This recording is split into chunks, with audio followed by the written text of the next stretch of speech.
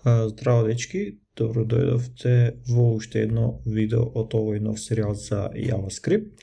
И пред да продолжиме да зборуваме за функции, ова видео ќе го посветам уште малку за променливите, каде што ќе позборувам уште малку за парсирањето на променливи. Па да видиме што имавме до сега. Значи, знаеме дека со const креиравме константи, правиме константна со име variable и ги ставиме вредност 15 да биде string. Докато го испечатиме типот на оваа променлива, ќе видиме дека таа е од тип string. Type of и да ставиме овдека. Добро. Точка да нека има, да го завршим кодот и видиме дека таа е од тип string. Докато сакаме оваа променлива да ни биде број, истата со int parseInt ја го парсираме овој string во integer, односно во цел број. И што гледаме, тоа е number. Ајде да го смениме ова во let, да може да имаме да имаме вредност. Ајде ова ќе го збришиме, ајде да речеме да ја промениме вредност. Variable е еднакво на int, тоест parseInt variable. Variable, нова точка запирка, console.log, што сме направили, type of, и variable да видиме што има сега. И како што гледате, значи сега од string ни станало number. Ајде да видиме што ќе се случи доколку ова е децимален број. Што мислите што ќе се случи? Значи ова функција parseInt ни парсира string, пробува да испарсира string доколку тоа е можно во најблискиот цел број. Односно го отфрла децималниот број од бројот што ќе го испарсира. Да речеме, ајде да имаме 15.9, да видиме што ќе се случи сега. Добро, типот знаеме дека ќе ни биде број, но ајде да испечатиме вредноста. Variable. Точка запирка. Run, и како што гледате, бројот ни беше заокружен на 15, децималата беше отфрлена. Тоа е разликата со number, дека уместо parseInt може да користиме parsefloat. И гледаме овака не го заокружува на број, да ги испечатиме типот, type of, variable, run, и како што гледаме и ова ни е number. Значи разликата со parseInt и number, докато користиме number, значи ова ќе ни го парсира или конвертира целиот број, целиот string што се наоѓа овдека, целиот број во број, значи со седецималниот број. Значи како in float. Значи гледам повторно number, ајде да испечатиме вредноста. Сега да изфрлиме и ќе гледаме 15.9 и е од тип number како што видевме претходно. Ајде што има друго во документот напишано, за ова зборувавме.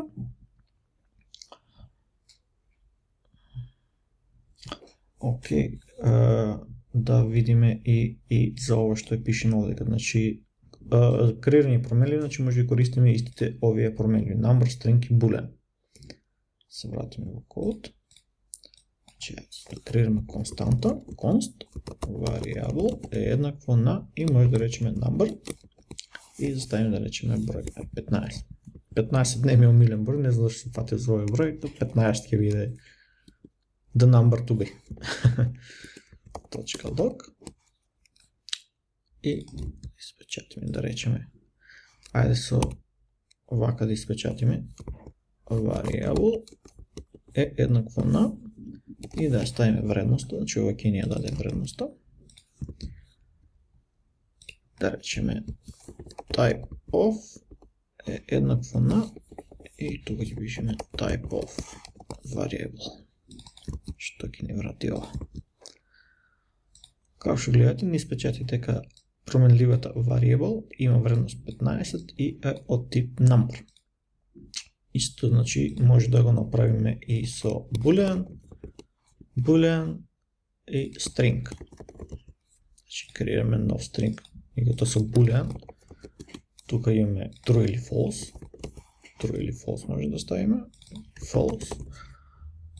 И со string во наводници ставаме вредноста, што е да сакаме. Друго што може да направиме со овие функции number, string и boolean, const variable, да речеме, еднак може да користиме клучниот збор new. New и да речеме number. 15. Ова да ќе ни направи променлива, ќе ни стави променлива во ова, ќе ни стави вредност во ова променлива 15, меѓутоа целата променлива ќе ја врапне или ќе ја замота во објект и типот на оваа променлива ќе ни биде објект. Ако видиме тоа, console.log, речеме variable, не требаше да го извршам, но ќе го искуцаме пак. Variable, нека има еднакво. Ствари не, ајде да ги спечатаме, правим вака. console.log, вредноста само. Да видиме дека ние објект, како што гледате има две точки, што вели дека ова е објект. Толку беше само 15, што гледате кога велиме console.log, вели дека таа е primitive data, значи primitive data, а кога е, што направи Ctrl-Z,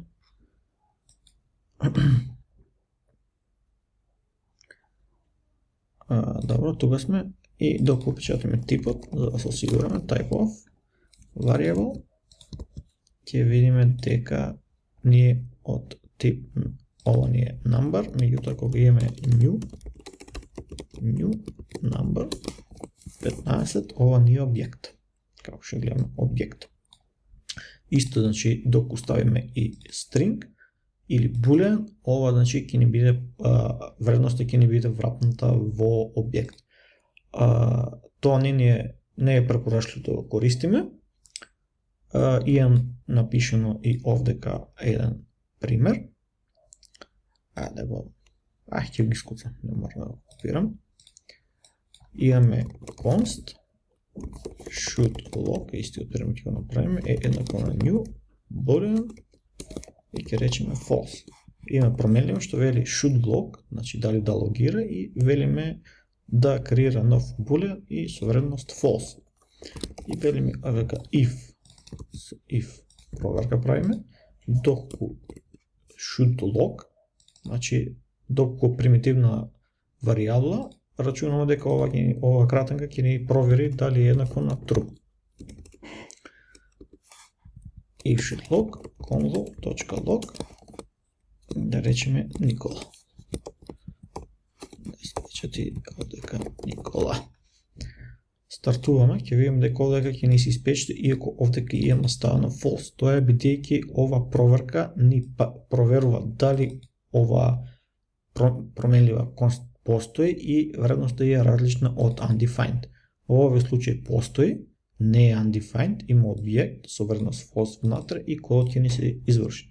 Значи доку имаме, да речеме, некој многу голем код, имаме направено нешто вакво и кога ќе дојде некој девелопер, да речеме, или вие, некој друго има напишено во и вие го читате кодот, велите should log, велите ова прави true false, некаде имате горе напишено дека ова е false и велите ова нема да се изврши, меѓутоа ќе се изврши, бидејќи ова проверка не е таа што мисле дека е. Не проверува дали е true или false, туку проверката ќе вели дали објектот постои и има вредност различна од undefined. Да видиме дали нешто друго имаше.